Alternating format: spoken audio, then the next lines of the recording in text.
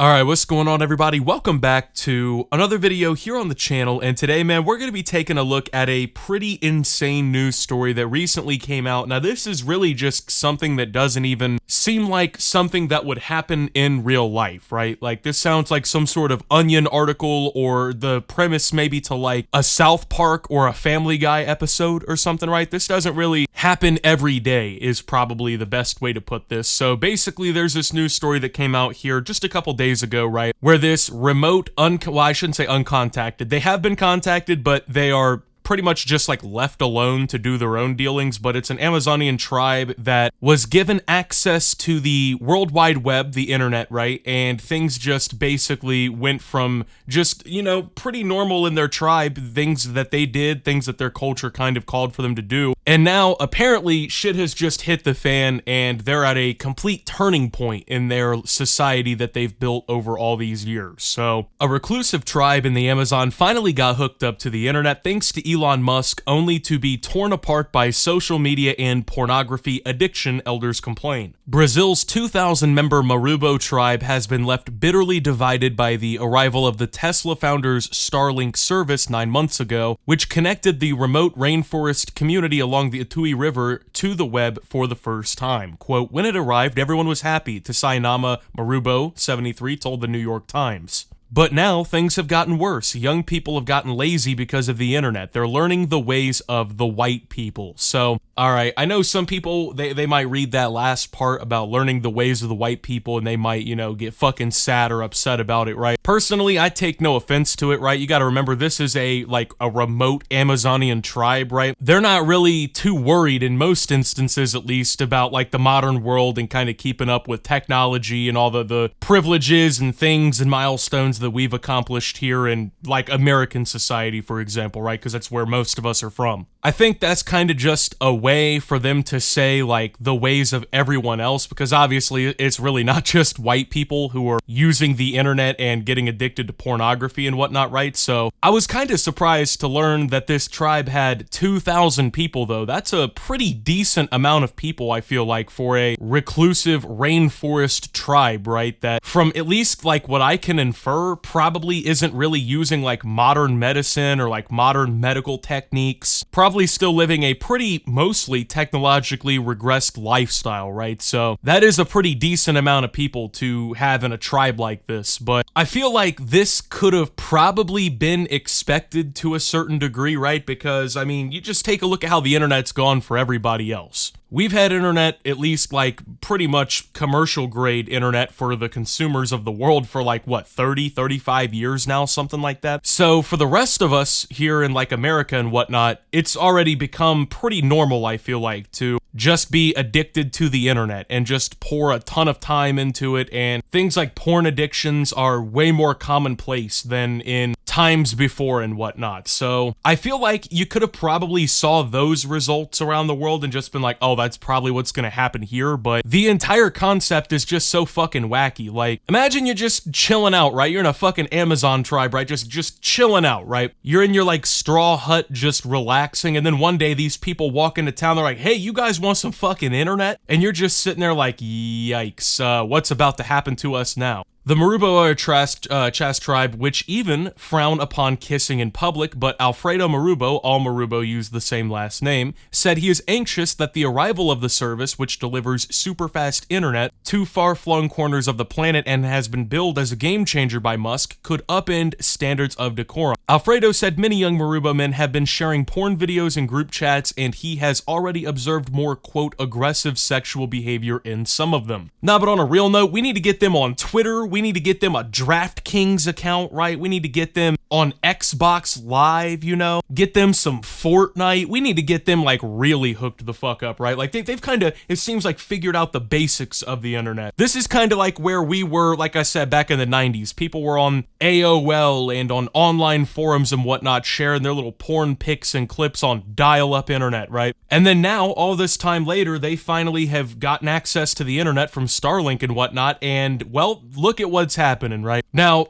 obviously, I think the claims of more aggressive sexual behavior. That's a pretty disturbing report, because realistically, I think there's two different ways to interpret that. Number one, it could mean that maybe they're just like more promiscuous, if that makes sense. Like maybe they're just fucking hornier walking around in the village all day, or it could maybe even darker wise mean maybe they're being more forceful, you know, they're violating boundaries more, which if that's the case, obviously that's a pretty fucking huge concern. So now, if you're one of the more pessimistic people watching this video, you're probably sitting there thinking, what did they think was going to happen? What is even the upside to? Well, obviously, there really is a lot of good possibilities and a lot of good outcomes to people in this remote tribe having, I wouldn't say instant, but near instant communication with the outside world and, you know, obviously unfettered access to information and new things to learn. For instance, you know, being out here in the middle of the Amazon, right, probably being a decent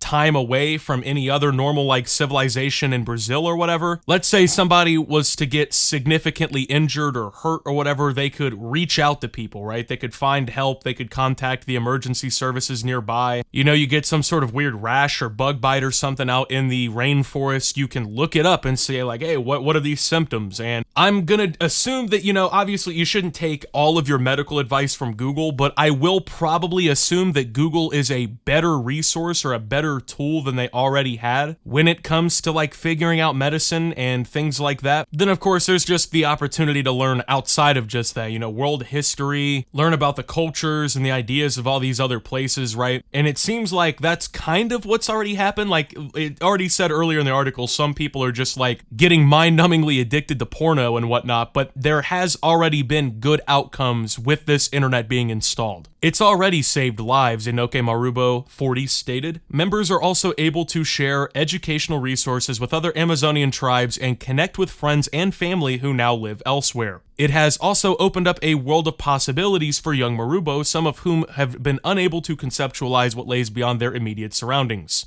One team told The Times that she now dreams of traveling the world, while another says she aspires to become a dentist in Sao Paulo. However, Inoke also complained of the significant downsides. Quote, "It changed the routine so much that it was detrimental," he stated. Now, obviously, these people have a much more traditional, more labor intensive than the average American, I would say, lifestyle, okay? I mean, here in America, you want to go get some dinner, for instance, right? You drive to wherever, you know, the supermarket, you just get the ingredients, you go home and make it, or if you don't want to cook, you stop by McDonald's. When you live in a village like this in the Amazon and you don't have these types of luxuries and whatnot provided for you, you have to go out and hunt, you have to go out and fish, you have to farm, you have to work for your meal, you have to work for these luxuries and these things that we probably take for granted in the first world. Now, obviously, with this whole internet thing coming along and people wanting to spend their time scrolling through the internet and watching porn and looking probably at funny cat videos and whatnot like we all did 20 years ago, instead of doing those things, or instead of doing the things that are important like hunting and fishing and being with the family and the elders of your tribe and whatnot, it seems like a lot of the younger people in the village are more prioritizing the internet and sitting around and fucking off, which obviously is a pretty stark comparison to the reality that we all live in, right? You hear boomers and whatnot all the time. These damn new age kids, they just don't want to work anymore. They just want to sit around and play their Game Boy and watch that MeTube on the internet. And that's basically what's going on here, but the ramifications for their society are entirely different than ours, right? There is 330 or so million people in the United States. If, let's say, 5% of people in the United States were to just, like, spend too much time on the internet, it wouldn't have the same, maybe disastrous ramifications that it would for, say, their society, because we have so many other people to carry the slack, and there's the playing field is just completely different anyway. However, this is, like I said, this is a reclusive tribe in the Amazon with 2,000 people. This is probably the most modern luxury that they actually have now. and it's kind of just throwing a wrench in actually everything, right? But I think a story like this goes to show really how similar we actually all are as people, right? Now, you would probably think that you have pretty much nothing in common with somebody who lives a life like this, who lives in one of these remote Amazon tribes, who haven't wanted to go out of their way to deal with the outside world for whatever reason that they might have, right? But at the end of the day, we are all still people, and people are mostly still prone to a lot of the same thinking and a lot of the same outcomes. I mean, at the end of the day, we're all just kind of hardwired the same way. We all have the same reward receptors in our brains that we can overstimulate and basically get addicted to overstimulating, right? Humans love porn. We love sex. We love seeing that and making ourselves feel good and fucking watching that stuff, right? That's why it's such a huge industry in the rest of the world. Just because these people don't live like we do every day and they don't do or partake in some of the things that we do every day, it really doesn't make them that different, right? It really goes to show that even probably a couple hundred or a couple thousand years ago, the people that we think were just like unable to relate with us on any little thing,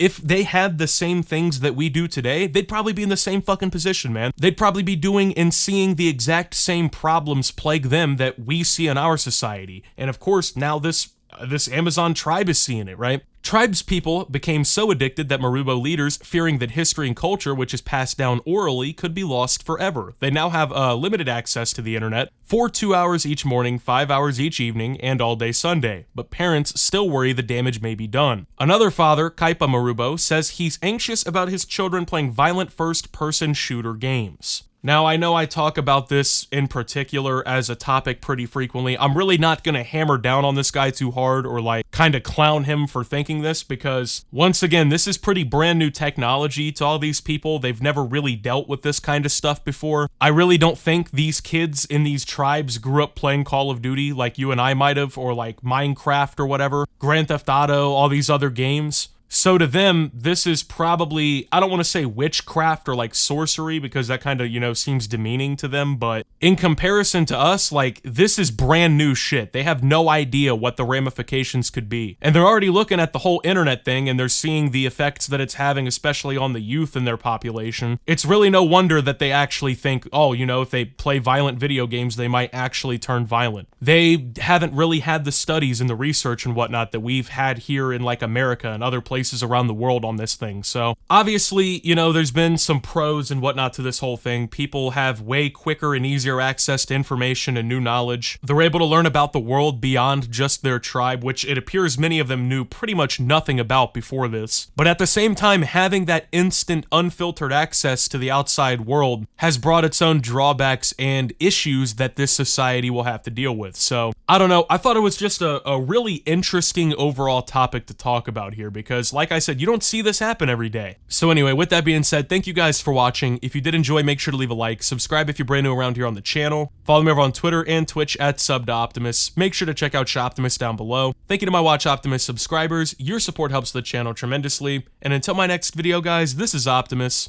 talking about this Amazonian tribe and signing out. And that's a wrap on this video, but big shout out to my Optimus Nation supporters. You guys are the real MVPs. For $10 a month, you get access to loads of exclusive videos and archived live streams, my members only Minecraft server where you can possibly appear in gameplay, early access to all new uploads, an invitation to the private Discord, and much more.